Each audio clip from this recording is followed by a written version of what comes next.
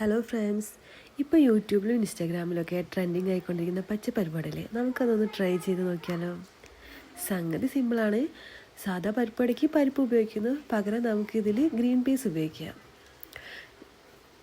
നന്നായി സോക്ക് ചെയ്ത് വെച്ച ഗ്രീൻ പീസ് മിക്സിയുടെ ജാറിലോട്ടിട്ട് ഒന്ന് ക്രഷ് ചെയ്തെടുക്കുക.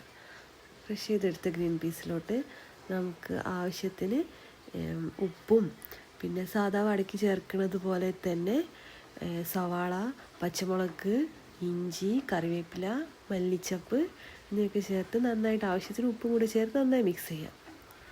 എന്നിട്ട് കൈവെള്ളയിലിട്ട് വടയുടെ ഷേപ്പിൽ പരത്തിയതിന് ശേഷം വെളിച്ചെണ്ണയിലോട്ടിട്ട് നന്നായി 2 ഭാഗം മൊരിയിച്ചെടുക്കുക. 2 സൈഡും നന്നായിട്ട് നല്ല മൊരിയിച്ചെടുക്കണം. തിരിച്ച് മറിച്ചിട്ട് നന്നായി മൊരിയിച്ചെടുക്കുക. കുട്ടികൾക്കൊക്കെ കൊടുക്കാൻ പറ്റിയ നല്ലൊരു സ്നാക്സാണ് കേട്ടോ ഇത്. എരിവ് കുറച്ചുണ്ടാക്കിയാൽ മതി. ഇപ്പം നല്ല മഴയൊക്കെയല്ലേ, അപ്പോൾ വൈകുന്നേരങ്ങളിൽ കടുപ്പത്തിലൊരു ചായയും പരിപ്പടിയൊക്കെ ആയാലോ. എല്ലാവരും ഒന്ന് ട്രൈ ചെയ്ത് നോക്കൂ കേട്ടോ.